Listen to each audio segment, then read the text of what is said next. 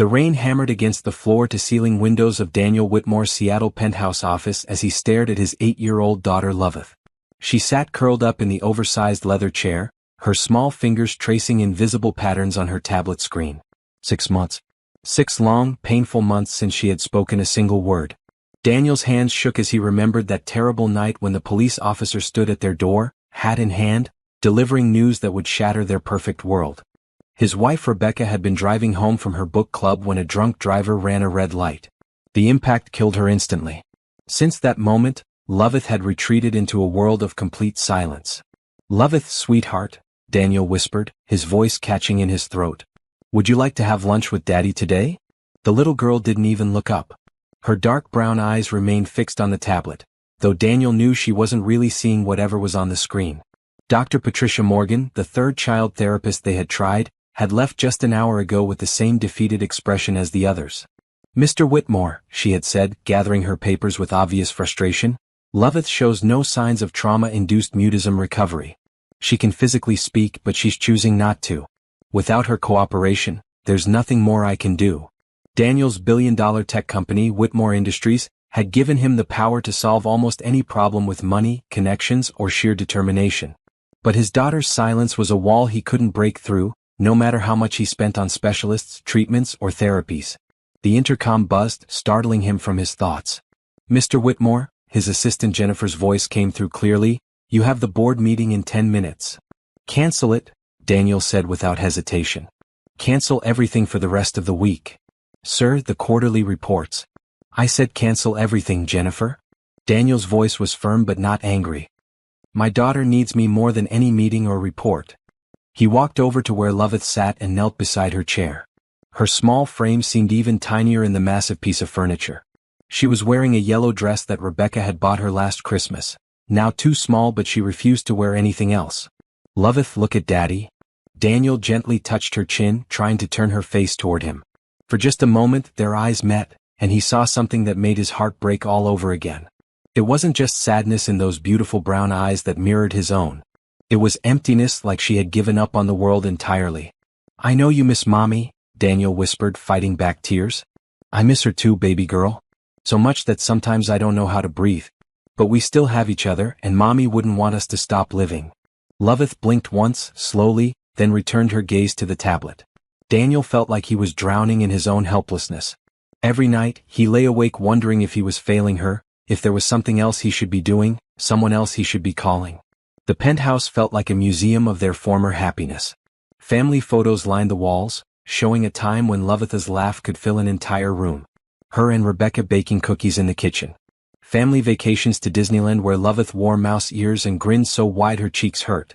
Birthday parties where she chatted endlessly with her friends, her voice bright and musical. Now the silence was deafening. Daniel's phone rang, the sound harsh in the quiet room. The caller ID showed his mother's number. He let it go to voicemail, knowing she would only ask the same questions he asked himself every day. "How is Loveth? Is she speaking yet? Have you found a better doctor?" The rain continued its steady drumming against the windows, and Daniel made a decision that would change everything. He couldn't keep hiding in this tower of grief and guilt. Loveth needed to be around people, even if she wouldn't talk to them. She needed to remember that there was a world outside these walls, a world that could still hold small moments of joy. "Loveth," he said, standing up and brushing imaginary dust from his expensive suit, "we're going out." The little girl's fingers paused on the tablet screen for just a second, the first sign of acknowledgement she had shown all day. "There's a little cafe I noticed on Pine Street," Daniel continued, trying to keep his voice light and cheerful. "They have the biggest chocolate chip cookies I've ever seen. Bigger than your head, I bet." Loveth slowly closed the tablet and slipped off the chair. She moved like a small ghost, silent and careful, as if making too much noise might shatter something precious. Daniel helped her into her small coat, his heart aching as he remembered how she used to chatter constantly while getting dressed. She would tell him about her dreams, ask a million questions about everything from why the sky was blue to what clouds tasted like. Now she simply stood still and let him zip up her jacket without a single word. As they stepped into the elevator, Daniel caught their reflection in the polished steel doors. They looked like strangers who happened to share the same dark hair and brown eyes. A successful businessman and a lost little girl, bound together by grief but separated by an invisible wall that seemed impossible to break. The elevator descended silently, carrying them toward an afternoon that would prove to be the beginning of their salvation. Daniel didn't know it yet, but in less than an hour, they would meet someone who understood silence in ways no therapist ever could. Someone whose hands could speak louder than any voice. The lobby of Whitmore Towers was bustling with the usual afternoon activity. Employees nodded respectfully as Daniel passed, but their eyes always lingered on Loveth with a mixture of curiosity and pity that made Daniel's jaw clench. His daughter had become something of a legend in the building. The CEO's little girl who stopped talking. As they walked toward the parking garage, Daniel felt a flutter of something he hadn't experienced in months. It might have been hope or it might have been desperation. Either way, it was better than the numbness that had consumed him since Rebecca's death. "Ready for an adventure, princess?" Daniel asked as he buckled Loveth into her car seat. She didn't answer, but for the first time in weeks she didn't turn away from him either. The Sweet Dreams Bakery sat between a used bookstore and a dry cleaner on Pine Street, its cheerful yellow awning a bright spot against the gray Seattle afternoon. Daniel had driven past it dozens of times but never really noticed it until today. Something about its warm, welcoming appearance made him pull over and park his black Tesla in front. "This looks nice, doesn't it, Loveth?" Daniel said, unbuckling her from the car seat.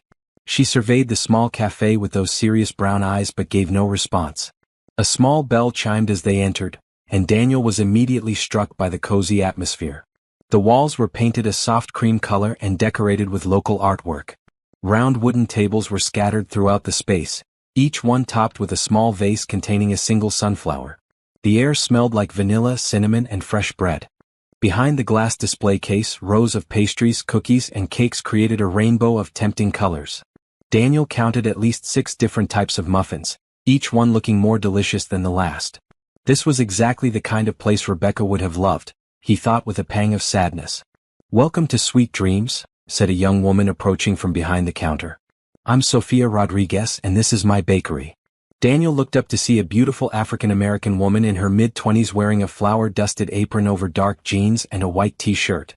Her hair was pulled back in a neat bun, and she had the kind of genuine smile that seemed to light up her entire face. "Hello," Daniel replied. "I'm Daniel Whitmore and this is my daughter Loveth." Sophia looked down at Loveth with kind eyes and waved. "Hi there, Loveth. Aren't you pretty in that yellow dress?" Loveth moved closer to Daniel's leg and wrapped her small arms around it, hiding her face.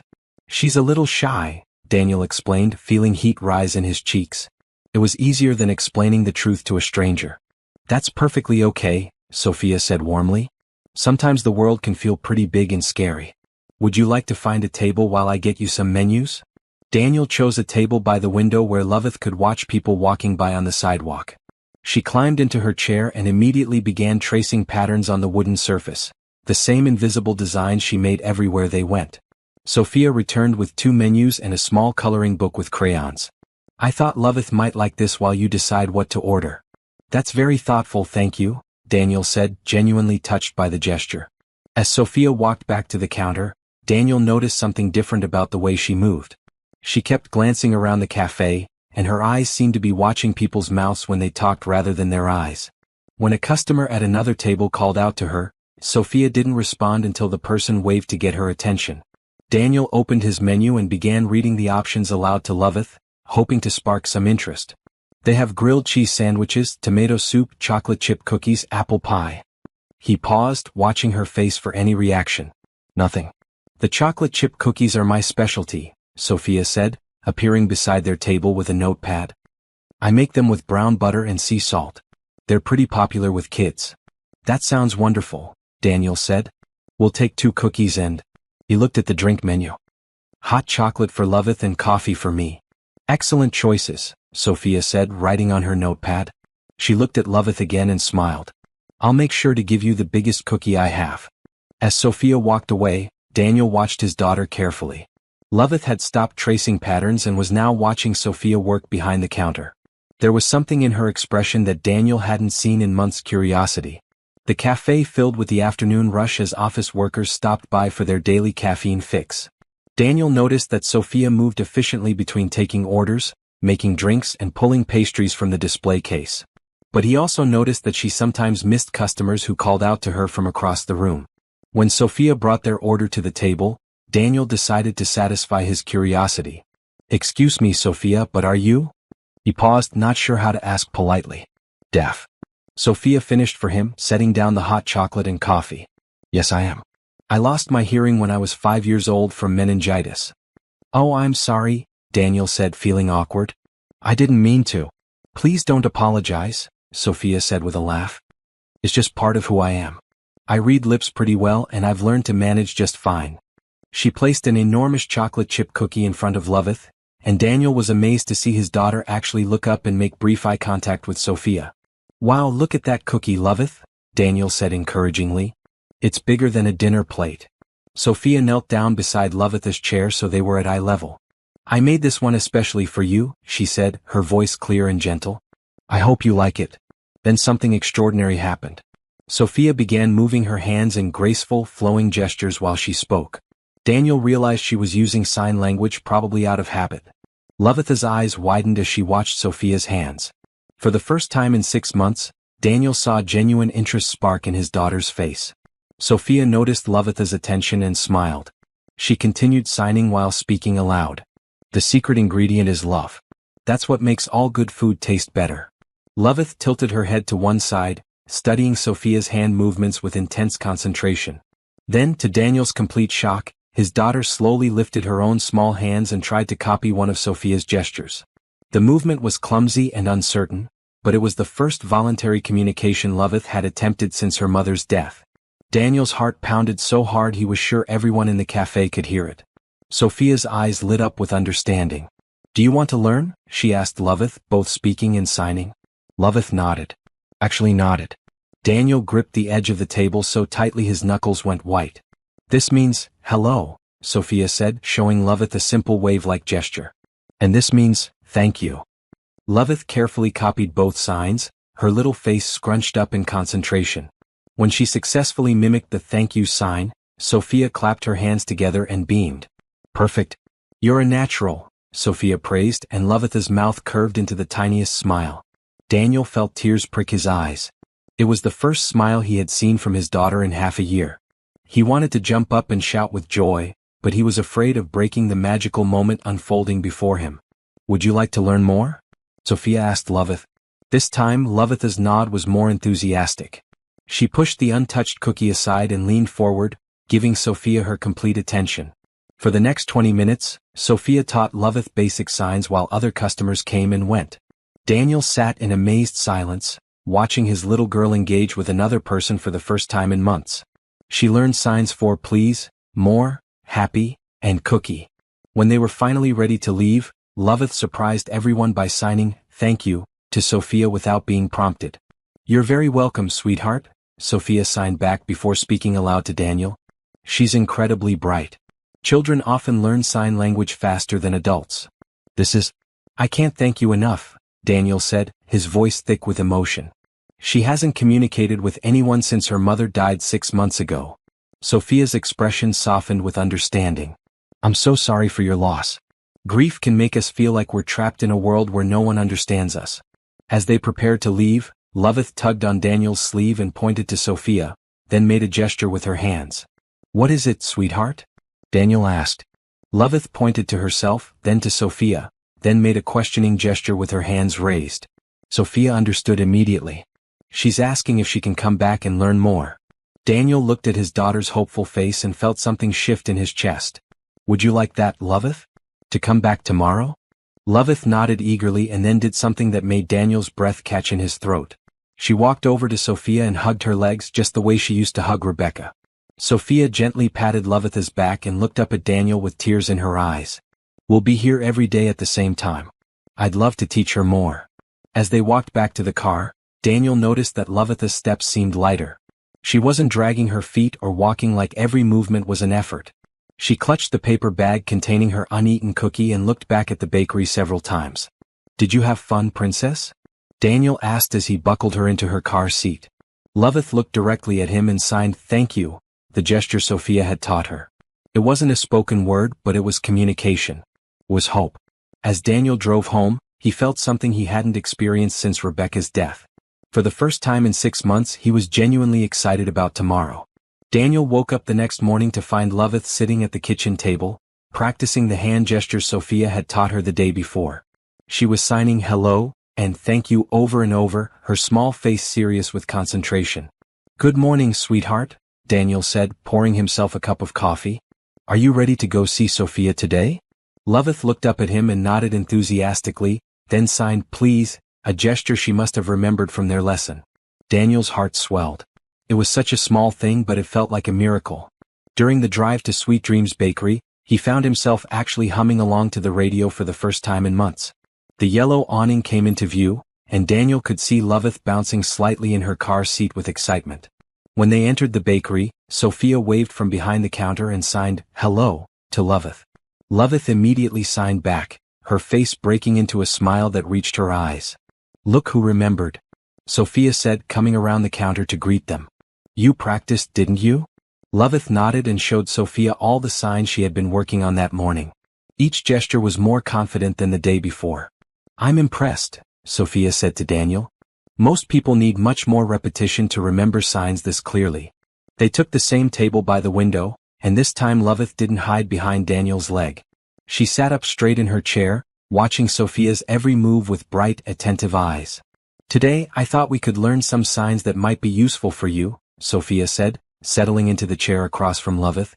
"How about we start with family signs?" Sophia showed Loveth the signs for mother, father, family, and love.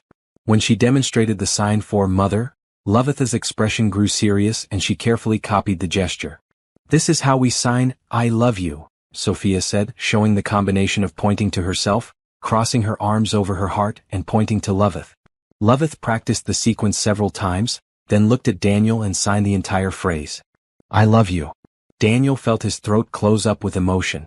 "I love you too, princess," he managed to say, then looked at Sophia questioningly. "Like this," Sophia said, demonstrating the response.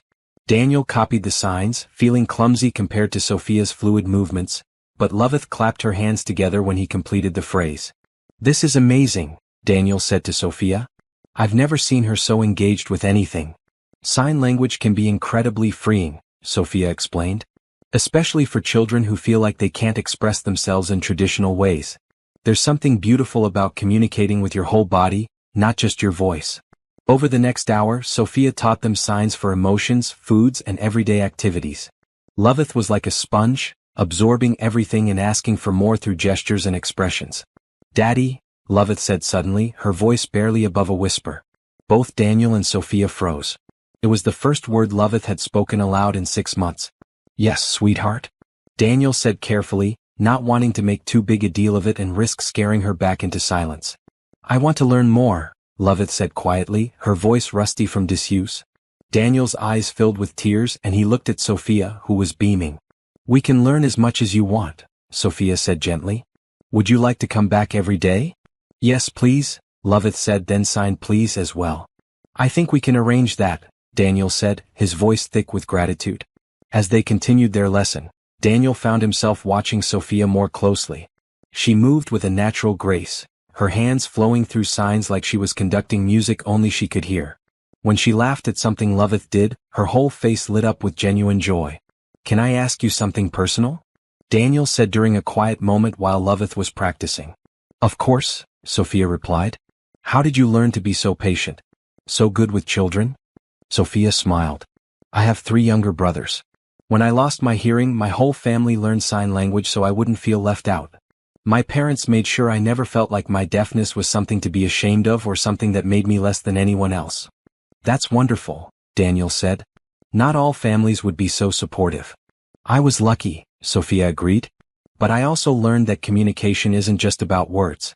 Sometimes the most important conversations happen without any sound at all." She looked at Loveth, who was concentrating intensely on a new sign. "Your daughter understands that instinctively. She's been communicating with you all along, just not in ways most people recognize." Daniel thought about all the small gestures Loveth had been making over the past months, the way she'd take his hand when she needed comfort, how she'd bring him her favorite book even though she wouldn't ask him to read it aloud, the way she'd curl up next to him on the couch when he was particularly sad. "You're right," Daniel said. "I just didn't know how to listen." "Now you're learning," Sophia said warmly. When it was time to leave, Loveth ran to Sophia and hugged her again. This time she looked up at Sophia's face and signed "Thank you" and "I love you." Sophia signed back, I love you too, little one. As they walked to the car, Loveth chattered quietly to Daniel, telling him about her favorite signs and which ones she wanted to learn next. Her voice was soft and a little uncertain, like she was testing whether it was safe to use it again, but it was the most beautiful sound Daniel had ever heard. Sophia is nice, Loveth said as Daniel buckled her into her car seat. Yes, she is, Daniel agreed. Very nice. Can we come back tomorrow? Every day if you want to. Loveth smiled and practiced signing, hello, all the way home. That evening, Daniel called his mother for the first time in weeks. Daniel, she exclaimed when she heard his voice. How are you? How is Loveth? Mom, Daniel said, unable to keep the excitement out of his voice, she's talking again. The silence on the other end of the line stretched for several seconds before his mother whispered, What did you say? She's talking. And she's learning sign language. There's this incredible woman at a bakery who's been teaching her, and today Loveth spoke for the first time in 6 months. His mother began crying on the other end of the phone. Oh, Daniel. Oh, thank God. I've been so worried about both of you. We're going to be okay, Mom, Daniel said, and for the first time since Rebecca's death, he actually believed it. After hanging up, Daniel found Loveth in her room, practicing signs in front of her mirror. She was signing I love you over and over, probably thinking about her mother.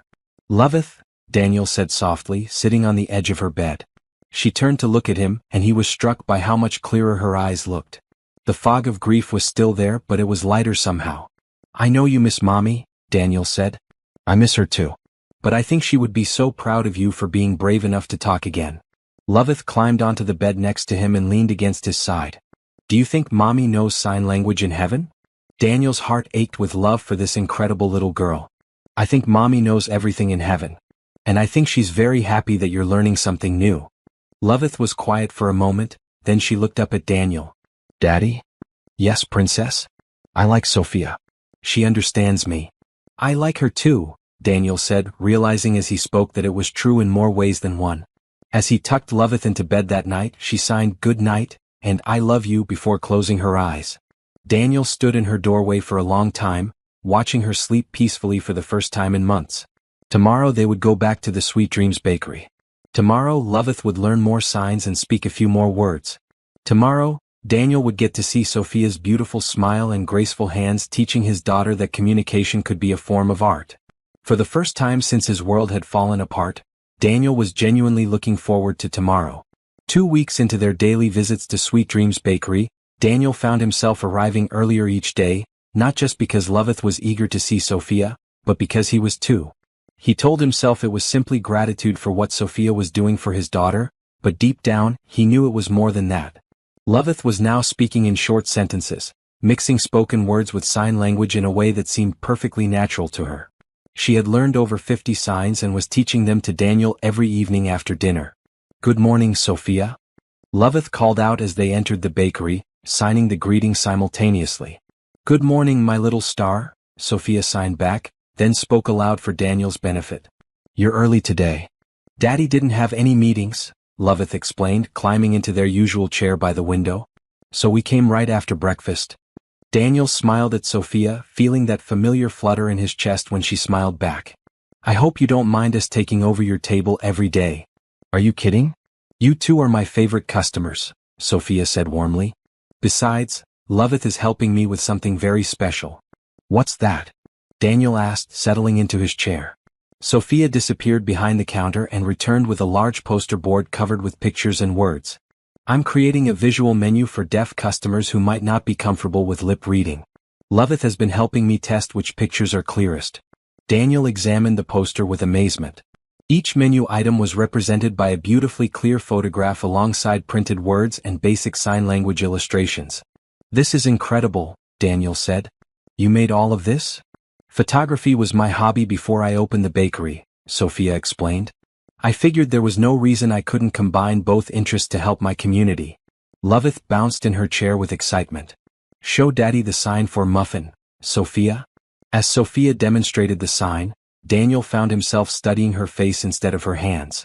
There was something about the way she moved, the confidence she carried herself with, that fascinated him. She had turned what many people might see as a limitation into a strength, building a business and creating resources for others. Sophia, Daniel said carefully, Can I ask how you started this bakery? It couldn't have been easy. Sophia settled into the third chair at their table, something she had started doing more often as the weeks passed. Honestly, it was terrifying. Banks weren't eager to loan money to a young deaf woman with no restaurant experience.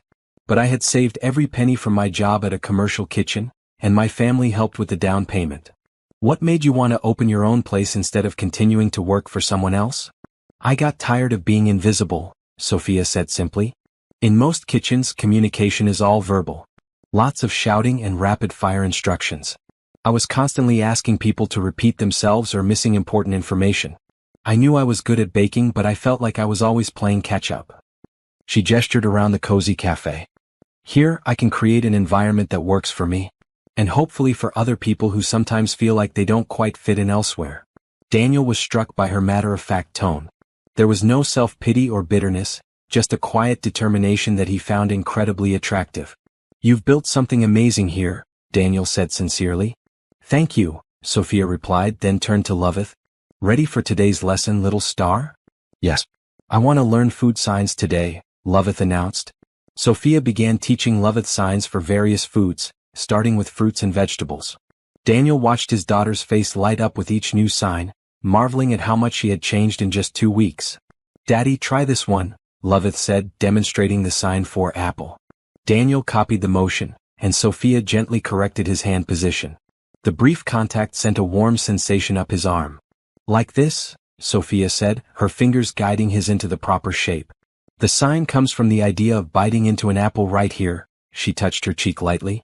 I see, Daniel said, very aware of how close Sophia was sitting to him. That makes sense. Their eyes met for a moment, and Daniel felt that flutter again, stronger this time. Sophia seemed to feel it too because she blushed slightly and moved back to her original position. Can we learn chocolate cake? Loveth asked, oblivious to the moment that had passed between the adults. Of course, Sophia said, her voice a little breathier than usual. This is one of my favorite signs because it's so fun to do. As the morning progressed, Daniel found himself studying Sophia more intently. He noticed how she unconsciously bit her lower lip when concentrating. How she always made sure to face whoever was speaking so she could read their lips. How she had a different laugh for different situations, a quick giggle when Loveth did something cute, a fuller, richer laugh when something genuinely amused her. When Sophia got up to help another customer, Loveth tugged on Daniel's sleeve. What is it, sweetheart? Daniel asked. Do you like Sophia? Loveth asked in a stage whisper that Sophia could probably see from across the room. Daniel felt his face grow warm. She's very nice, yes. No, Daddy, Loveth said with the exasperated patience only children could muster. Do you like her like you liked Mommy? Daniel's breath caught in his throat. It was the first time Loveth had mentioned her mother without prompting since Rebecca's death, and she was asking a question Daniel hadn't even admitted to himself he was contemplating. Sweetheart, that's complicated, Daniel began. It's okay, Daddy, Loveth said, patting his hand with her small one. Mommy would want you to be happy. And Sophia makes you smile the way you used to. Daniel stared at his 8-year-old daughter in amazement. When had she become so wise? Sophia returned to their table with a plate of fresh cookies. These just came out of the oven, she said, setting them down. Be careful, they're still hot. Sophia, Loveth said seriously, do you like my daddy? Daniel wanted to sink through the floor, but Sophia didn't seem embarrassed by the question. Instead, she considered it thoughtfully. Your daddy is a very good man, Sophia said, both signing and speaking. He loves you very much and he's working hard to learn sign language so he can communicate with you better. Those are all things I admire in a person. It wasn't exactly a direct answer, but Daniel caught the warmth in Sophia's eyes when she looked at him. And Sophia, Loveth continued with the persistence only children possessed, my daddy is very nice too. He reads me stories and makes funny voices and he's learning sign language just for me. Loveth, Daniel said gently, maybe Sophia doesn't want to talk about. It's okay, Sophia interrupted, smiling. She's just being honest. I appreciate honesty. Sophia looked directly at Daniel and he felt like she was seeing straight into his soul.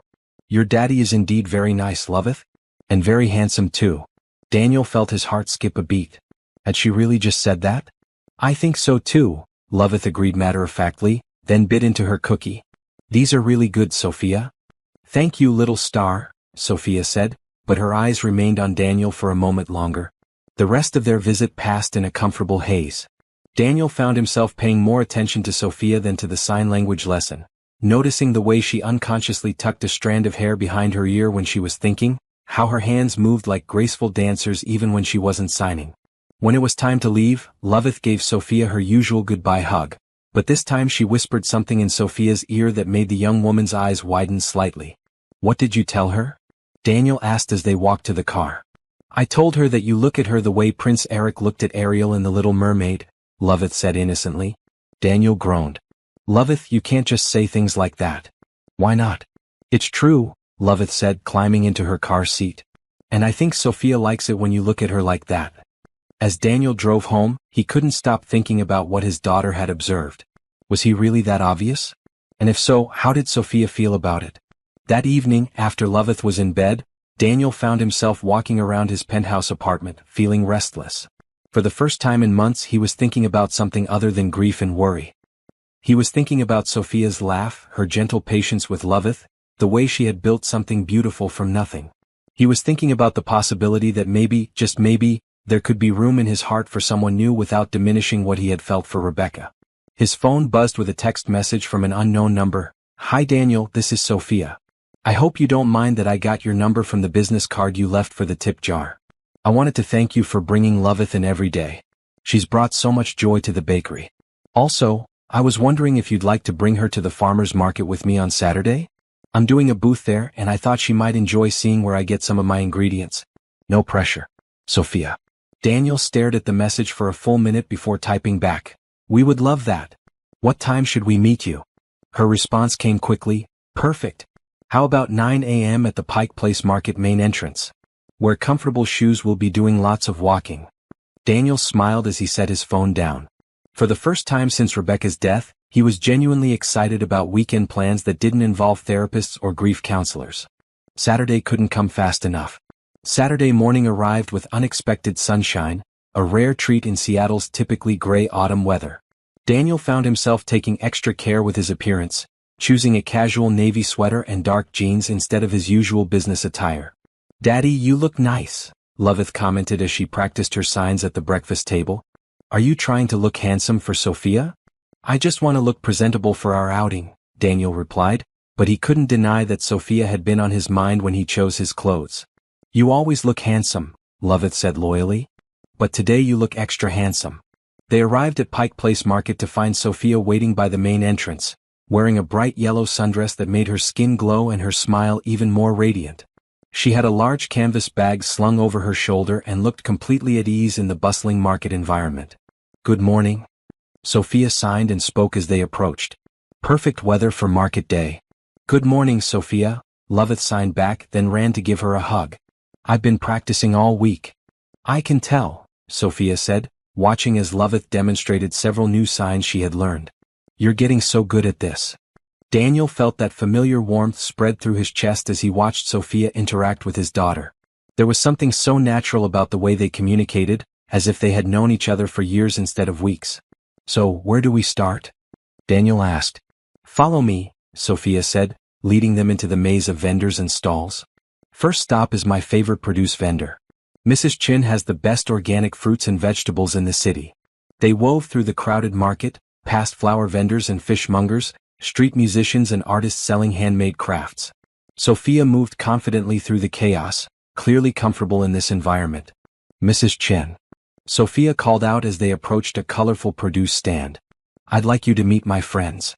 An elderly Asian woman looked up from arranging apples and broke into a wide smile when she saw Sophia. She immediately began speaking and signing at the same time.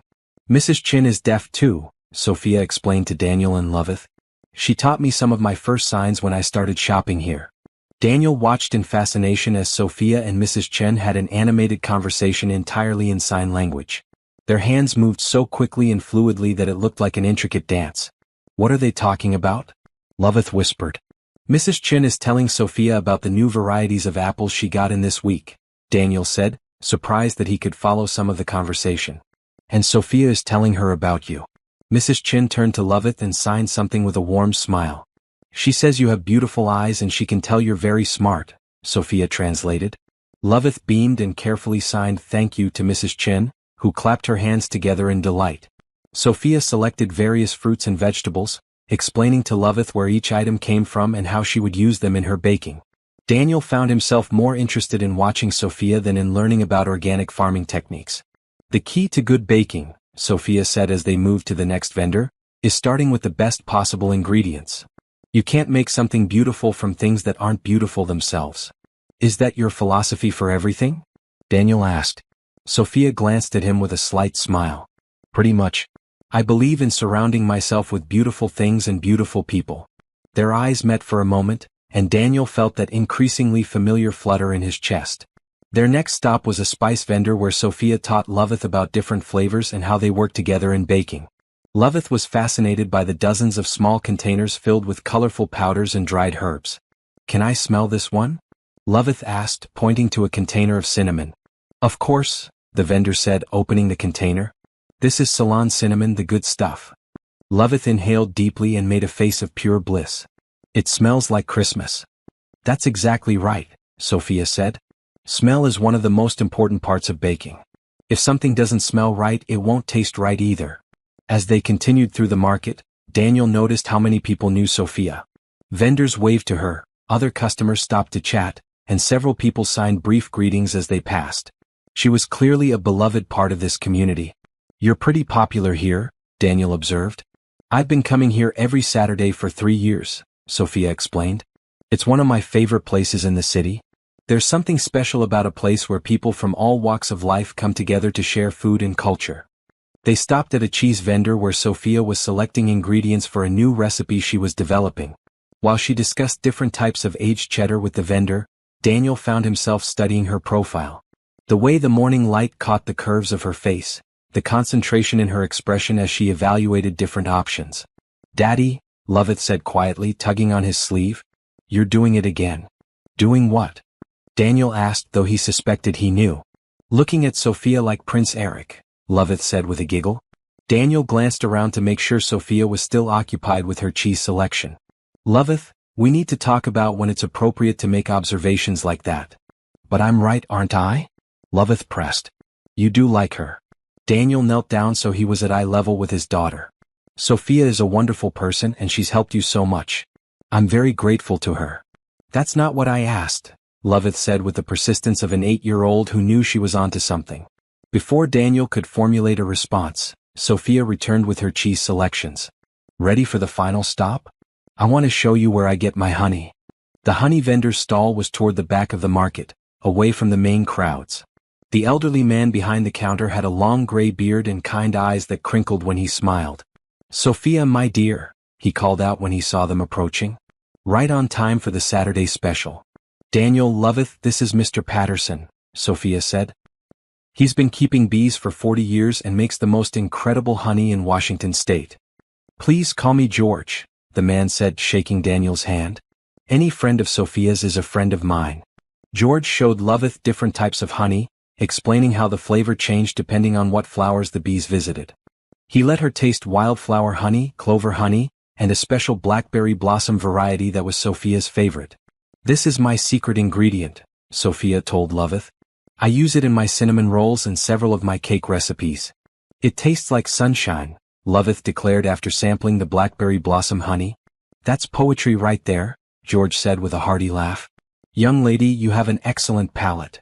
While Sophia completed her honey purchase, George pulled Daniel aside. That's a special woman you've got there, George said quietly. Sophia's been coming here since she opened her bakery, rain or shine. Never missed a Saturday, even when she was so sick with the flu she could barely stand up. She's not exactly my... Daniel began. Son, George interrupted with a knowing smile, I've been married to the same woman for 43 years. I know what a man looks like when he's falling in love. The question is, what are you going to do about it? Daniel glanced over at Sophia, who was teaching Loveth the sign for honey, while they waited. I don't know, Daniel admitted. It's complicated. The best things in life usually are, George said. But that doesn't mean they're not worth pursuing. As they prepared to leave the market, Sophia suggested they stop at a small cafe for lunch. The outdoor seating area overlooked Elliott Bay, and the autumn sun made everything look golden and perfect. This has been wonderful, Daniel said as they settled at a table with their sandwiches. Thank you for including us in your Saturday routine. Thank you for coming, Sophia replied. It's nice to share this place with people who appreciate it. Loveth was busy practicing the new signs she had learned throughout the morning, creating little stories that combined food signs with the emotions and family signs she already knew. Look, Daddy, Loveth said, signing as she spoke. Sophia gives me honey happiness. Honey happiness? Daniel repeated. You know the warm, sweet feeling you get when you taste Mr. George's honey, Loveth explained. That's how Sophia makes me feel. Daniel looked at Sophia, who was watching Loveth with such genuine affection that it made his heart ache. Sophia gives me honey happiness too, Daniel found himself saying. Sophia's eyes widened slightly, and a beautiful blush crept across her cheeks. I'm glad, she said softly. Because both of you give me honey happiness as well. As they sat there in the sunshine, sharing lunch and watching boats sail across the bay, Daniel realized that something fundamental had shifted. For the first time since Rebecca's death, he could imagine a future that included more than just grief and getting by. He could imagine a future that included Sophia. The following Monday, Daniel found himself arriving at Sweet Dreams Bakery earlier than usual.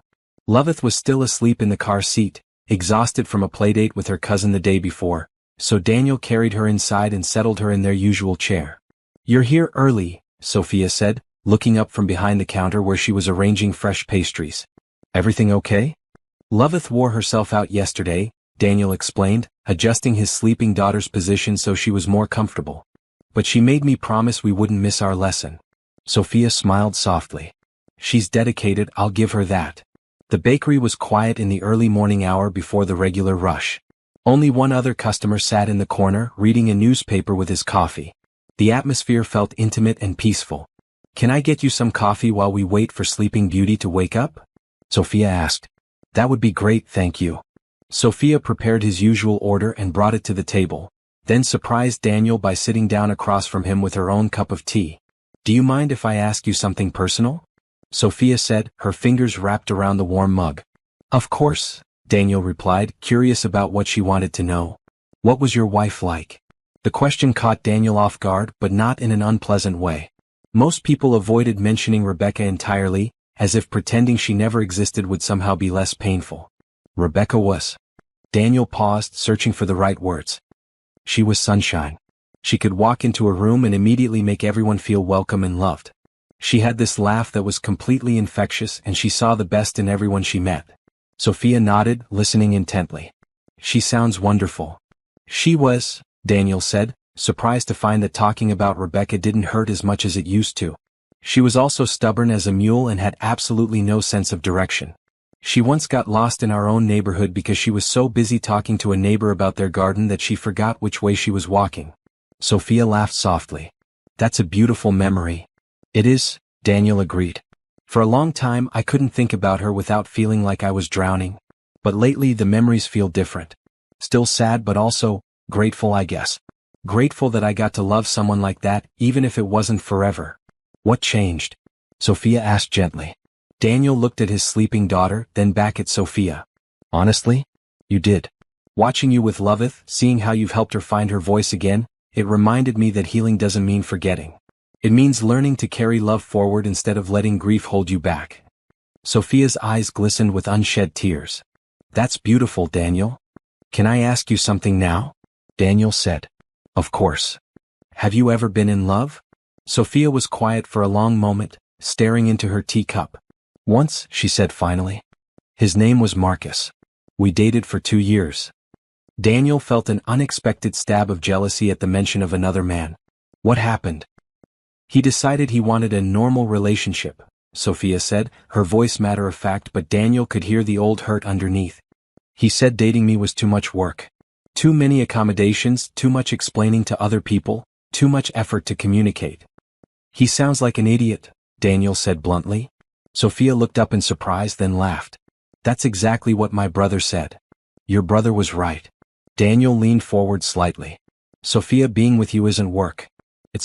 It's like discovering a new language that's more beautiful than any I've ever heard before. Sophia's breath caught and she stared at Daniel with wide eyes. Daniel? I know this might be too soon, Daniel continued, his heart pounding. I know we haven't known each other very long, and I know I come with a lot of complications. But I need you to know that spending time with you doesn't feel like work or accommodation or effort. It feels like coming alive again. Before Sophia could respond, Loveth stirred in her chair and opened her eyes. Good morning, sleepyhead, Sophia said, quickly wiping her eyes and smiling at the little girl. Hi, Sophia, Loveth said, stretching and yawning. Did I miss my lesson? Not at all, Sophia said. We were just waiting for you. As Sophia began Loveth's sign language lesson, Daniel could feel the weight of the conversation they just had hanging between them. He had put his feelings out there, and now he had to wait to see how Sophia would respond. The lesson proceeded normally, with Loveth learning signs related to weather and seasons. But Daniel noticed that Sophia kept glancing at him when she thought he wasn't looking, and there was something different in her expression. Something softer and more open than before. When their regular time was up and other customers were beginning to fill the cafe, Daniel and Loveth prepared to leave. Same time tomorrow? Sophia asked as she always did. Absolutely, Daniel replied. As they reached the door, Sophia called out, Daniel? He turned back to look at her. Thank you, she said, signing the words as well as speaking them. For everything you said this morning. Daniel smiled. Thank you for listening. That evening, after Loveth was in bed, Daniel found himself pacing his apartment again. He had opened his heart to Sophia, told her how he felt, and now he was second-guessing every word. His phone buzzed with a text message. I can't stop thinking about our conversation this morning. Would you like to have coffee together? Just the two of us? I have some things I'd like to say too. Sophia. Daniel stared at the message for about 30 seconds before typing back. I'd love that. When and where? Tomorrow evening after I close the bakery? We could walk around Green Lake if the weather's nice. Perfect.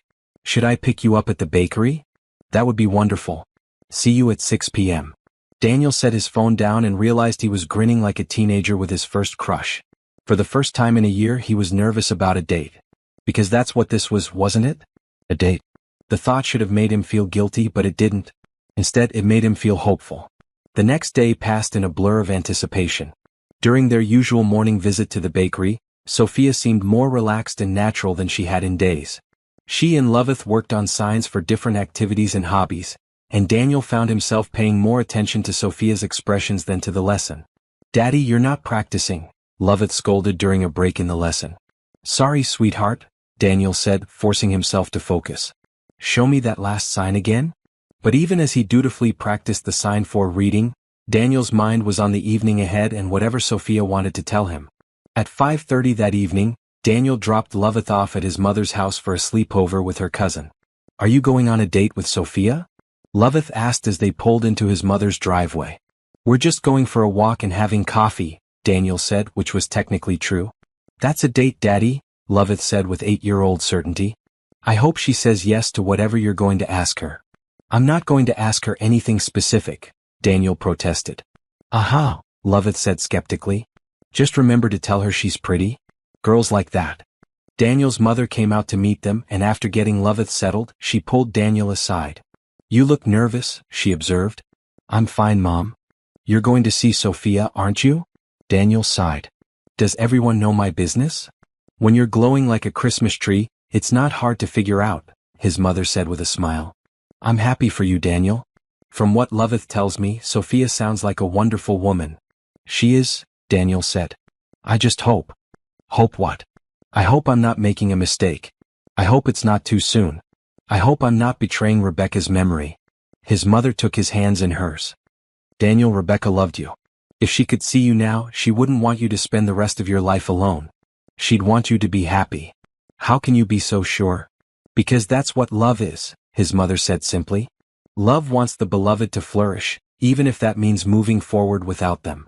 As Daniel drove toward the bakery, his mother's words echoed in his mind. Love wants the beloved to flourish. Maybe it was time to let himself flourish again. He found Sophia waiting outside Sweet Dreams Bakery, wearing jeans and a soft gray sweater, her hair loose around her shoulders. She looked beautiful and nervous and hopeful all at once. Ready for that walk? Daniel asked, offering her his arm. Ready, Sophia said, linking her arm through his. As they walked toward Green Lake in the golden evening light, Daniel felt like he was standing on the edge of something new and wonderful and terrifying. Whatever Sophia wanted to tell him, whatever happened next, he was ready to listen with his whole heart. Green Lake was peaceful in the early evening, with joggers and dog walkers sharing the path that circled the water. Daniel and Sophia found a quiet bench overlooking the lake, and for a few minutes, they sat in comfortable silence, watching ducks glide across the calm surface. "Thank you for meeting me," Sophia said finally, turning to face Daniel on the bench. "Thank you for asking," Daniel replied. "I've been thinking about our conversation yesterday all day." Sophia took a deep breath as if gathering courage. "I need to tell you something about myself. About why Marcus really left." Daniel felt his stomach tighten. "You don't have to." "Yes, I do," Sophia interrupted gently. If this is going somewhere, you need to know the whole truth." She looked out over the water, her hands clasped tightly in her lap. "Marcus didn't just leave because dating me was too much work. He left because I couldn't give him something he wanted." Daniel waited, sensing that this was difficult for her to share. "I can't have children," Sophia said quietly. "I found out when I was 23. It's a genetic condition related to the same illness that took my hearing. Marcus said he wanted a family and I couldn't give him that." Daniel felt a wave of anger toward a man he'd never met. "Sophia, I'm so sorry. Both for the diagnosis and for how he handled it." "I've made peace with it mostly," Sophia continued. "But I wanted you to know before we go any further. I know you have Loveth and she's wonderful, but if you want more children someday—" "Sophia," Daniel said, reaching for her hands. "Look at me." She turned to meet his eyes, and he could see the vulnerability and fear there. "First of all," Daniel said firmly, "what Marcus did was cruel and selfish. You deserve someone who loves all of you, not someone who reduces you to what you can or can't do for them." Sophia's eyes filled with tears, but she didn't look away. "Second," Daniel continued, "I have never wanted anything more than I want you to be part of our family. Loveth adores you, and you've given her something I couldn't. You've helped her find her voice again. You've helped me find mine too." "Daniel," Sophia whispered. "I love you," Daniel said, the words coming easier than he'd expected. "I love your strength and your kindness and the way you make Loveth laugh. I love how you've built something beautiful with your hands and your heart. I love the way you move through the world with such grace and confidence." Tears were flowing freely down Sophia's cheeks now. "I love you too," she said. "I've been trying not to, telling myself it was too complicated, too soon, too risky. But I can't help it. I love you and I love Loveth, and I can't imagine my life without both of you in it." Daniel reached up to wipe the tears from her cheeks, then leaned forward and kissed her softly. It was a gentle kiss, full of promise and hope and the kind of tenderness that comes from two people who have both known loss and are choosing to love again anyway. When they broke apart, Sophia was smiling through her tears. "So what happens now?" she asked. "Now we figure it out together," Daniel said. "All three of us." They walked hand in hand around the lake as the sun set, talking about their hopes and fears, their dreams for the future. Daniel told Sophia about his work and his goals for the company. Sophia shared her dreams of expanding the bakery and creating more resources for the deaf community. "I've been thinking about something," Daniel said as they completed their circuit of the lake. "You mentioned yesterday that it was hard to get financing for the bakery." "It was," Sophia confirmed. "But I managed eventually. What if you didn't have to worry about financing anymore? What if you could expand exactly the way you wanted to, without limitations?" Sophia stopped walking and looked at him suspiciously. "Daniel, what are you thinking?" "I want to invest in Sweet Dreams Bakery," Daniel said. "Not as a business takeover or anything like that. As a partnership. You keep full creative and operational control, but you get the capital to expand and hire help and create all the programs you've talked about." Sophia was quiet for a long moment, and Daniel worried he had overstepped.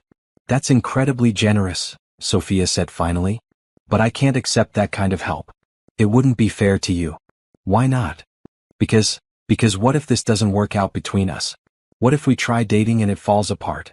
Then you'd be stuck in business with your ex-girlfriend, and I'd feel like I took advantage of your feelings." Daniel smiled. "Sophia, I'm not offering this investment because I have feelings for you. Well, not only because of that. I'm offering it because Sweet Dreams is a good business with incredible potential, run by someone I trust completely. But, let me finish," Daniel said gently. "I've been looking for ways to use my resources to make a real difference in the community. What you're doing at the bakery, creating an inclusive space and employing people who might not get opportunities elsewhere, that's exactly the kind of impact I want to support."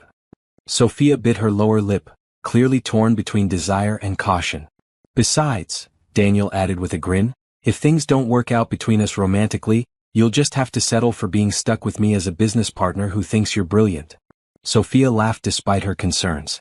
You make it sound so simple. Maybe it is, Daniel said. Maybe we're overthinking it. You need capital, I have capital.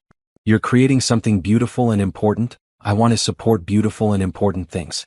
Everything else is just details we can work out with lawyers. What would Loveth think? Sophia asked. Are you kidding? She'd be thrilled. She's already planning your wedding from what I can tell. Sophia blushed. She mentioned something about that yesterday. Something about wanting to be the flower girl. See? She's way ahead of us. They had reached Daniel's car, but neither seemed ready for the evening to end. So, Daniel said, leaning against the car door, what do you say? Partners? Sophia looked at him for a long moment, then stepped closer and kissed him again, this kiss longer and more certain than the first. Partners, she agreed when they broke apart. In business and in life. In business and in life, Daniel repeated, pulling her close. As they drove back toward the bakery, Sophia's hand in his, Daniel felt a sense of rightness he hadn't experienced in over a year. This wasn't about replacing what he'd had with Rebecca, it was about building something new and different and equally precious. There's one more thing, Sophia said as they pulled up in front of Sweet Dreams. What's that? I want to meet your mother, Sophia said. And I want to introduce you to my family. If we're doing this, I want to do it right. Daniel's heart swelled with love for this incredible woman who approached everything in her life with such thoughtfulness and integrity. I'd love to meet your family, Daniel said. And my mother is going to adore you. How can you be so sure? Because, Daniel said, bringing her hand to his lips and kissing her knuckles gently, you've given me back my smile. Any mother would love the woman who made her son happy again. As Sophia walked toward the bakery entrance, she turned back to wave goodnight. Daniel sat in his car for a few extra minutes, watching her unlock the door and disappear inside, hardly believing his good fortune. Tomorrow they would tell Loveth about their new relationship. Tomorrow they would start planning the expansion of Sweet Dreams Bakery. Tomorrow they would begin building their future together. But tonight, for the first time since Rebecca's death, Daniel went to sleep feeling like the luckiest man in the world. Daniel woke up early Saturday morning with butterflies in his stomach. Today was the day he and Sophia would officially tell Loveth about their relationship, and despite his daughter's obvious enthusiasm for Sophia, he was nervous about how she would react to the news that their friendship was becoming something more. He picked Loveth up from his mother's house, where she had spent the night with her cousin Emma. Did you have a good time with Sophia last night? Loveth asked as soon as she got in the car, her perceptive brown eyes studying his face. We had a very nice walk around Green Lake, Daniel said carefully. And? Loveth prompted. And what? Daddy, Loveth said with exaggerated patience, you're glowing like a light bulb. What happened? Daniel couldn't help but laugh. You're very observant, you know that? I get it from Mommy, Loveth said matter-of-factly. She always said she could read people's faces like books. So what happened? Well, Daniel said, pulling into the parking spot in front of Sweet Dreams Bakery, Sophia and I discovered that we have feelings for each other. Romantic feelings. Loveth was quiet for a moment, processing this information. Does that mean you're boyfriend and girlfriend now? It means we're going to try dating and see how it goes, Daniel explained. But I wanted to make sure you're okay with that first. Loveth unbuckled her seatbelt and turned to face him fully. Daddy, can I ask you something serious? Of course, sweetheart. Do you still love Mommy? The question caught Daniel off guard, but he could see that Loveth genuinely needed to know the answer. I will always love Mommy, Daniel said honestly. She was my first love and she gave me the most precious gift in the world. That love doesn't go away just because someone dies. But you love Sophia too? Yes, I do. In a different way but just as real. Loveth nodded thoughtfully. Mrs. Patterson at school told us that people's hearts can hold lots of love at the same time. She said love isn't like a pie where you run out of pieces. It's more like a song that can have many different beautiful parts. Daniel marveled at his daughter's wisdom. Mrs. Patterson sounds very smart. She is, Loveth agreed. And I think she's right. Because I love you and I loved Mommy and I love Grandma and Uncle Jake and Cousin Emma, and now I love Sophia too. My heart doesn't feel full up, it feels bigger.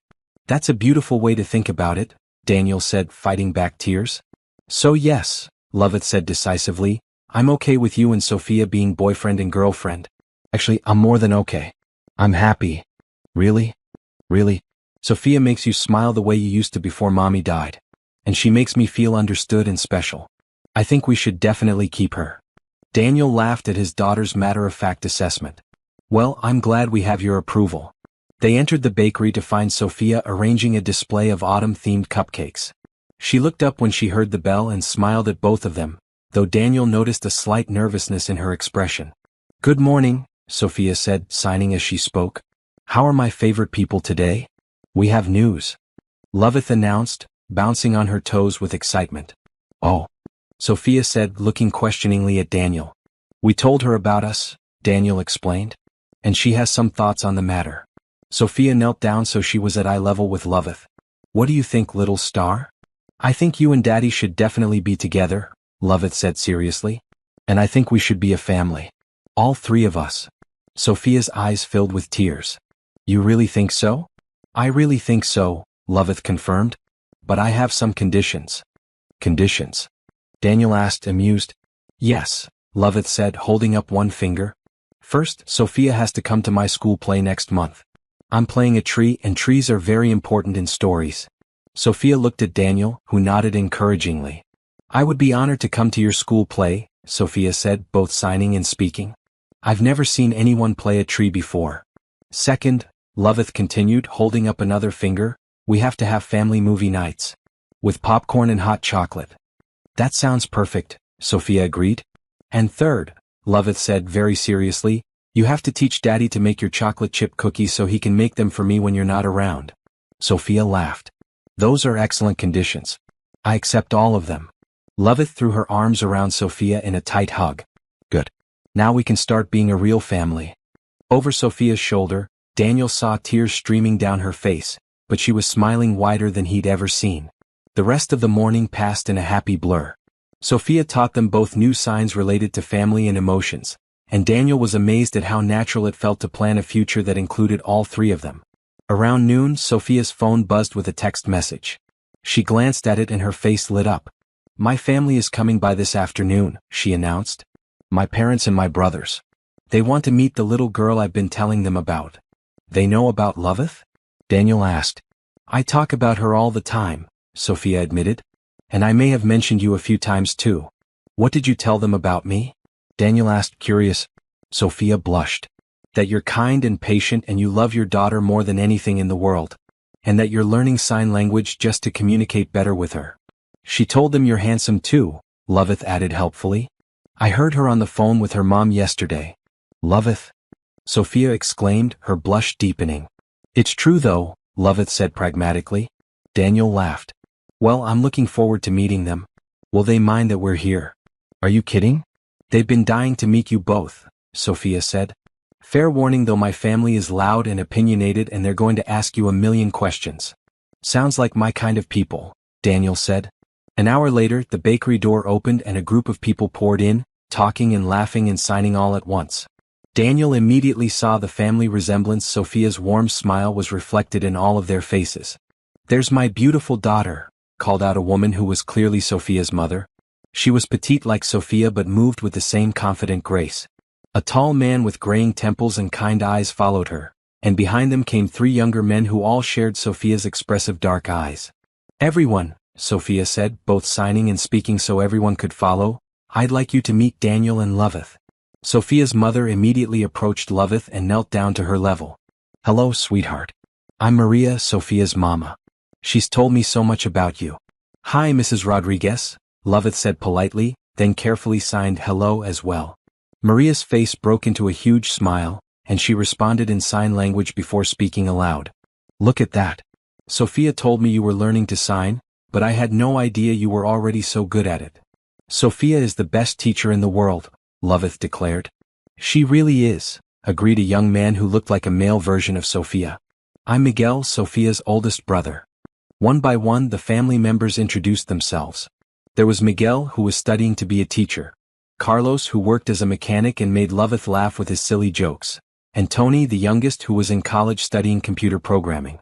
Sophia's father, Roberto, shook Daniel's hand with a firm grip and studied him with measuring eyes. So you're the man who's been making my daughter smile like a teenager, Roberto said. Papa. Sophia protested. It's a fair question, Roberto continued, though his tone was warm. My Sophia doesn't smile like that for just anyone. Your daughter is an extraordinary woman, Daniel said honestly. She's helped my daughter and me through the most difficult time in our lives. Roberto's expression softened. Sophia told us about your wife. I'm very sorry for your loss. Thank you, Daniel said. Losing Rebecca was devastating, but Sophia has helped us remember that healing doesn't mean forgetting. It means learning to love again. That sounds like something our Sophia would say, Maria said, wiping tears from her eyes. She's always had the biggest heart. The afternoon flew by as Sophia's family got to know Daniel and Loveth. Carlos taught Loveth card tricks while Tony showed Daniel some apps he'd developed for the deaf community. Miguel and Sophia's parents peppered Daniel with questions about his work and his intentions toward their daughter, but it was all done with such warmth and humor that Daniel never felt uncomfortable. I like your family, Loveth whispered to Sophia during a quiet moment. I like them too, Sophia whispered back. And I think they really like you and your daddy. As the family prepared to leave, Maria pulled Daniel aside. I want to thank you, she said quietly. For what? For seeing Sophia for who she really is, Maria explained. Too many people focus on what she can't do instead of celebrating all the amazing things she can do. You look at her like she's precious, and that means everything to a mother. She is precious, Daniel said simply. I feel incredibly lucky that she chose to let us into her life. Take care of her, Maria said, patting his arm. And let her take care of you too. She needs to feel needed. After the family left, the three of them sat at their usual table, exhausted but happy. Well, Sophia said, that went better than I expected. Your family is wonderful, Daniel said. I can see where you get your warmth and strength from. They really liked you both, Sophia said. Miguel texted me while Papa was talking to you. He said, and I quote, keep this one. He's good people. High praise from the protective big brother, Daniel observed. The highest, Sophia confirmed. As they prepared to leave for the day, Loveth surprised them both by taking each of their hands. I have something to say, she announced. They waited as she gathered her thoughts. Before Mommy died, we were a family of 3, Loveth said slowly. Then it was just me and Daddy and we were still a family, but it felt broken. Like we were missing a piece. She looked up at Sophia with serious eyes. But now we're 3 again and it doesn't feel broken anymore. It feels different from before, but it feels complete. Sophia knelt down and pulled Loveth into a tight hug. Thank you for letting me be part of your family, little star. Thank you for wanting to be part of it, Loveth replied. As Daniel watched his daughter and the woman he loved embrace, he felt a sense of peace settle over him. They were building something new and beautiful from the ashes of tragedy, and it was going to be extraordinary. 6 months had passed since that first afternoon at Sweet Dreams Bakery, and the expansion was finally ready for its grand opening. Daniel stood in the larger space, marveling at what Sophia had created with the investment he'd provided. The new cafe was twice the size of the original, with an open kitchen concept that allowed customers to watch the baking process. Sophia had installed visual alert systems for deaf employees and customers, created a children's corner where Loveth often did her homework, and established a small classroom space for sign language lessons. Nervous? Daniel asked Sophia as she made final adjustments to the grand opening banner. Terrified, Sophia admitted, but she was smiling. What if nobody comes? What if they don't like the changes? Are you kidding? You've had a line out the door every day this week just for the preview tastings, Daniel reminded her. Besides, half of Seattle is coming today. The mayor is cutting the ribbon, remember? It was true. The grand opening had generated significant media attention, partly because of Daniel's involvement, but mostly because of the innovative inclusive design Sophia had created. Loveth ran over to them, wearing a small apron that matched Sophia's. The reporters want to interview me, she announced excitedly. What are you going to tell them? Sophia asked, kneeling down to Loveth's level. That this is the most special place in the world because it's where families are made, Loveth said seriously. Daniel felt his heart clench with love for this wise little girl who had grown so much over the past months. She was now fully bilingual in English and ASL, confident and happy in a way he'd feared he might never see again. That's perfect, sweetheart, Daniel said. But remember what we talked about? No answering personal questions about you and Sophia, Loveth recited dutifully. Leave that to the grown-ups. Exactly. As the morning progressed, Daniel found himself watching Sophia work the room with natural grace.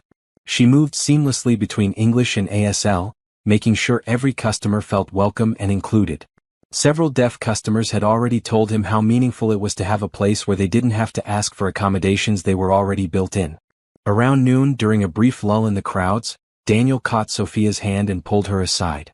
"I need to tell you something," he said. "Right now?" "We're in the middle of the grand opening," Sophia protested, but she was smiling. "It can't wait," Daniel said, his heart pounding. "Actually, it's been waiting 6 months and I can't wait any longer." Sophia's expression grew curious and slightly concerned. "Daniel, what's wrong?" "Nothing's wrong," Daniel said, reaching into his pocket. "Everything is perfect. That's the problem." He pulled out a small velvet box and dropped to one knee right there in the middle of the busy cafe. The entire room seemed to freeze. Conversations stopped, cameras started flashing, and Daniel heard Loveth gasp with excitement somewhere behind him. "Sofia Rodriguez," Daniel said, opening the box to reveal a simple but elegant diamond ring. "You saved my daughter's voice and you saved my heart. You've built something beautiful here, but what we've built together is even more beautiful." Sophia's hands flew to her mouth, tears streaming down her face. "I love you," Daniel continued, both speaking and signing the words he'd been practicing for weeks. "I love your strength and your kindness and the way you make everything around you better just by being yourself. I love how you love my daughter like she's your own, and I love the family we've created together." He took a shaky breath and asked the question that would change everything. "Will you marry me?" For a moment, Sophia was so overcome with emotion that she couldn't speak or sign. She just stared at Daniel through her tears, her whole body trembling. "Yes," she finally whispered, then said it louder. "Yes. Of course, yes." The cafe erupted in cheers and applause as Daniel slipped the ring onto Sophia's finger and stood to kiss her. Loveth came running over and threw her arms around both of them. "I knew it," Loveth exclaimed. "I've been ready to be a flower girl for months." "Well, it's a good thing," Sophia said, pulling Loveth into their embrace, "because I can't imagine getting married without my little star throwing petals." The rest of the grand opening passed in a blur of congratulations, interviews, and celebration. The story of the proposal spread through social media within hours, with videos and photos from dozens of different angles showing Daniel's nervous speech and Sophia's joyful acceptance. That evening, after the last customer had left and the cafe was cleaned up, the three of them sat at their original table by the window, sharing a quiet dinner. "So," Sophia said, admiring her ring in the soft light, "I guess we should start planning a wedding." "I have lots of ideas," Loveth announced. "First, it has to be in a garden because flowers are romantic. Second, there should be a cake that's bigger than me. And third, everyone has to learn at least one sign so they can say, 'Congratulations,' properly." "Those are excellent requirements," Daniel said seriously. "What else?" "You have to wear a pretty dress, Sophia, but not too fancy because you need to be able to sign in it. And Daddy has to promise not to cry even though he totally will." "I make no such promises," Daniel said, reaching for Sophia's hand across the table. "I've been crying happy tears for months now." "Happy tears are okay," Loveth decided. "Just not sad tears." "Deal?" Daniel agreed. As they sat there planning their future, Daniel marveled at how much their lives had changed since that first desperate afternoon when he'd brought his silent daughter to a small cafe, hoping for any sign of connection. Sophia had given them both so much more than communication skills. She'd given them hope, healing, and a love that was strong enough to honor the past while embracing the future. "There's one more thing," Sophia said suddenly. "What's that?" Daniel asked. "I want to adopt Loveth," Sophia said, looking directly at his daughter. "Officially. If that's okay with both of you." Loveth's face broke into the biggest smile Daniel had ever seen. "Really? You want to be my mom? Like legally and everything?" "I would be honored to be your mom in every way possible," Sophia said, tears in her eyes again. "Yes, yes, yes," Loveth shouted, jumping up from her chair to hug Sophia. "This is the best day ever." Daniel watched his two favorite people embrace and felt his heart swell with so much happiness he thought it might burst. They had started as strangers brought together by circumstance and grief, but they had chosen to become a family bound by love and commitment and hope. "So," Daniel said when they finally broke apart, "Mrs. Rodriguez-to-be, what do you think about a spring wedding?" "I think," Sophia said, pulling both him and Loveth into another group hug, "that spring is the perfect time for new beginnings." Outside the cafe windows, the Seattle evening was gray and drizzly as always, but inside their little circle of love, everything was sunshine and possibility. 1 year later, Daniel stood at the altar of the Volunteer Park Conservatory, surrounded by tropical plants and spring flowers, watching his bride walk down the aisle. Sophia looked radiant in a simple ivory dress that allowed her to move her arms freely for signing, her hair adorned with small white flowers that Loveth had insisted upon. Loveth walked in front of Sophia, carefully scattering rose petals and beaming with pride. True to her predictions, she made the perfect flower girl, wearing a pale yellow dress that matched the daffodils blooming throughout the conservatory. The ceremony was conducted in both spoken English and ASL, with Sophia's brother Miguel serving as an interpreter for the deaf guests. Daniel had spent months learning the vows in sign language, determined to speak Sophia's first language when he promised to love her forever. "Do you, Daniel Whitmore," the officiant said, "take Sophia Rodriguez to be your wife, to love and cherish in sickness and in health, for richer or poorer, as long as you both shall live?" "I do," Daniel said aloud, then repeated it in sign language, his hands steady despite the tears streaming down his face. "Do you, Sophia Rodriguez, take Daniel Whitmore to be your husband, to love and cherish in sickness and in health, for richer or poorer, as long as you both shall live?" "I do," Sophia signed and spoke, her voice clear and strong. As they exchanged rings, Daniel looked out at the gathered crowd. His mother sat in the front row, crying happy tears and signing "beautiful" over and over. Sophia's entire family was there, along with what seemed like half of Seattle's deaf community and most of their regular cafe customers. But the person Daniel kept looking at was Loveth, who was standing beside Sophia as the maid of honor, practically vibrating with excitement. "By the power vested in me by the state of Washington," the officiant announced, "I now pronounce you husband and wife. You may kiss the bride." Daniel cupped Sophia's face in his hands and kissed her gently, then more passionately as the crowd erupted in cheers and applause and excited signing. When they broke apart, Sophia looked at Loveth and signed, "Ready to make it official, little star?" Loveth nodded eagerly and the officiant smiled. "We have one more ceremony to perform today. Loveth Whitmore, do you choose Sophia Rodriguez Whitmore to be your mother, to love and honor and trust as long as you both shall live?" "I do," Loveth exclaimed, then signed it as well. "I choose Sophia to be my mom forever and ever." "And Sophia Rodriguez Whitmore, do you choose Loveth Whitmore to be your daughter, to love and protect and guide as long as you both shall live?" "I do," Sophia said, kneeling down to hug Loveth. "I choose you to be my daughter, my little star, for all of time." The adoption ceremony was brief but meaningful, witnessed by the same crowd that had just celebrated the wedding. When it was over, Loveth threw herself into Sophia's arms. "Now we're a real family," Loveth announced to everyone present. "We've been a real family for a long time," Sophia said, standing up with Loveth still in her arms. "Now we just have the paperwork to prove it." The reception was held in the expanded Sweet Dreams Café, which Sophia had closed for the day and decorated with more flowers than Daniel had ever seen in one place. Tables were scattered throughout both the old and new sections, creating intimate spaces for conversation in multiple languages. During the dinner, Daniel stood to give a toast, speaking and signing simultaneously. "2 years ago," he began, "I thought my world had ended. I thought I'd lost everything that mattered, and I didn't know how to help my daughter find her way back to happiness." He looked at Sophia, radiant in her wedding dress, then at Loveth, who was sitting between them wearing a huge smile. "I was wrong," Daniel continued. "I hadn't lost everything. I just lost my way." And then we walked into a small bakery on Pine Street, and a beautiful woman with magical hands showed us that communication isn't just about words. It's about love and patience and the willingness to learn new ways of connecting. He raised his glass. "Sophia, you didn't just teach Loveth to sign. You taught both of us to hope again. You showed us that families can be built in many different ways, and that love is the only language that really matters." The crowd raised their glasses, and Daniel could see people crying happy tears throughout the room.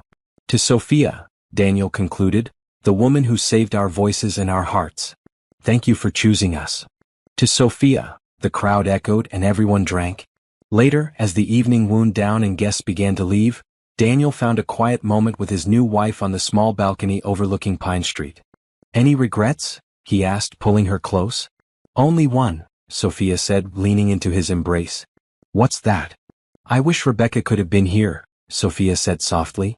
"I would have liked to thank her for raising such an incredible daughter and for loving you in a way that taught you how to love again." Daniel felt tears prick his eyes. "She would have loved you, you know. She would have loved how you love Loveth, and she would have been grateful that you helped us find our way back to happiness." "You really think so?" "I know so," Daniel said, kissing the top of Sophia's head. "Because love wants the beloved to flourish. And we're definitely flourishing." They stood there in comfortable silence, watching the late evening bustle of Seattle below them. In the distance, they could hear Loveth inside the cafe, regaling the remaining guests with stories about her new family and her plans for the future. "What are you thinking about?" Sophia asked. "Everything," Daniel said. "The past, the present, the future. How sometimes the most beautiful things grow from the most difficult soil." "That's very poetic for a tech CEO," Sophia teased. "You've made me poetic," Daniel said. "Among other things." "What other things?"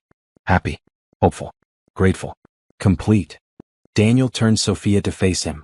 "Ready to start our married life, Mrs. Rodriguez Whitmore?" "Ready," Sophia said, standing on her tiptoes to kiss him. "Though I have a feeling our married life is going to be just as chaotic and wonderful as our courtship has been." "I wouldn't have it any other way," Daniel said. As they prepared to leave for their honeymoon, a family trip to Spain where Loveth would meet Sophia's extended family and practice her Spanish, Daniel looked back at the cafe one more time. Sweet Dreams Bakery had become more than just a business.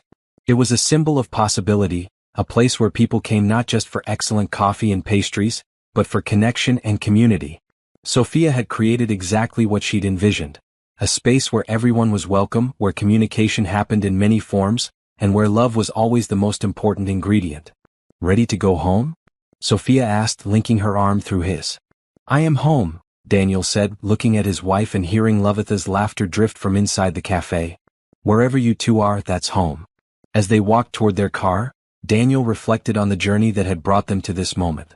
It had started with a desperate father trying to reach his traumatized daughter, continued with a chance encounter with a woman who understood that silence could be its own form of communication, and culminated in a love story that had healed 3 broken hearts. Tomorrow they would start their new life as an officially married family. Loveth would continue growing up bilingual in English and ASL, confident and loved and secure. Sophia would keep expanding her cafe and her community programs, touching more lives with her warmth and inclusiveness. And Daniel would wake up every morning grateful for the second chance at love that he'd never expected to receive. But tonight, as they drove through the familiar streets of Seattle toward their house, their home, Daniel simply felt complete. They had taken 3 separate stories of loss and healing and woven them together into something stronger and more beautiful than any of them could have created alone. Love, it turned out, really was the only language that mattered. And they were all fluent in it now.